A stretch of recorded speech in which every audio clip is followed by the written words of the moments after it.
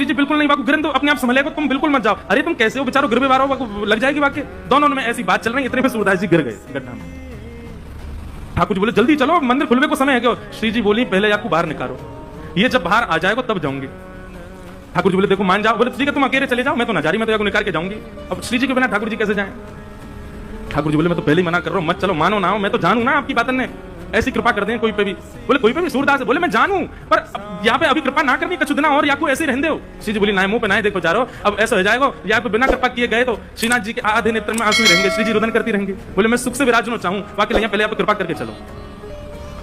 श्री जी ने अपनी चुनरी दी और ठाकुर जी ने अपनी कारी कमरी वहां में बांध दी, और ऊपर से ठाकुर जी वहां गड्ढा में चिल्ला के करें बाबा बाबा शब्द सुनते ही सूरदास जी के तो रोंगटे खड़े हो गए। बोले जो कौन बोल रहा है? अरे कौन है भैया? अरे बाबा मैं हूं, यहीं पास के गांव का हूं, गोपाल। बोले अच्छा भैया कहा कह रहे हो? बोले आप गिर गए हो, मैंने आपकी मदद करता हूं, बाहर आ जाओ। सूरदास जी बोले कैसे आऊंगा बाहर भैया, मैं तो बहुत गहरो गिर गए हो। ठाकुर जी बोले मैंने अपना पटका डाल दिया बाबा, बाकू पकड़ लियो, पकड़ के ऊपर आ जाओ। सूरदास जी ढूंढने लगे, तभी हाथ में पटका आयो। सूरदास जी ने जैसे ही वो पटका पकड़ो, कारी कमरी पकड़ी और ऊपर चढ़ने लगे, तो नासिका के पास जाते वह कारी कमरी में थे ठाकुर जी के श्री अंग की सुगंध, जो आज सवेरे सवेरे श्रृंगार के दर्शन में श्रीनाथ जी में जो इत्र प्राप्त भयो, वहां की सुगंधी और कारी कमरी की सुगंधी एक सी है।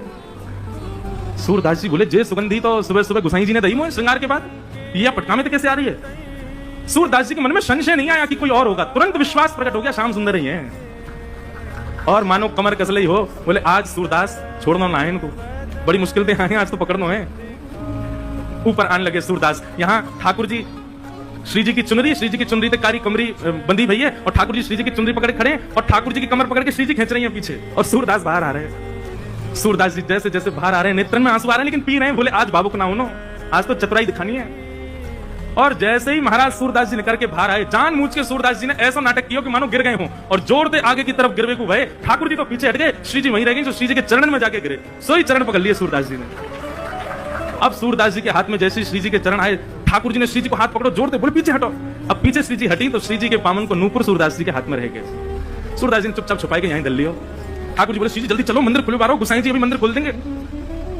श्री जी चलन लगी तो बोली जय जय, मेरे एक नूपुर की ध्वनि ना आ रही, कहीं गिर को दिखे। ठाकुर जी बोले दूसरा दिलवा दूंगा, अब चलो जल्दी। श्री जी बोली ना मुझको तो वही चाहिए। ठाकुर जी बोले यही मारे ना लेके आ रहा हूं आपको। अब पीछे मुड़ के देखी तो सूरदास जी वह नूपुर को ऐसे कान से लगा करके वह की ध्वनि सुन रहे हैं, देख तो सके ना है, वह की कोमलता को अनुभव कर रहे हैं। वह बाबा के पास में जय जय वहीं चलो।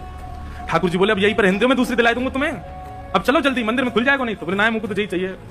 बाबा अरे भैया कौन है? बोले मैं ही हूँ गोपाल, अभी जाने आपको बाहर निकालो। अच्छा भैया कहे कहा बात है? बोले बाबा मेरे संग मेरी सखी आई,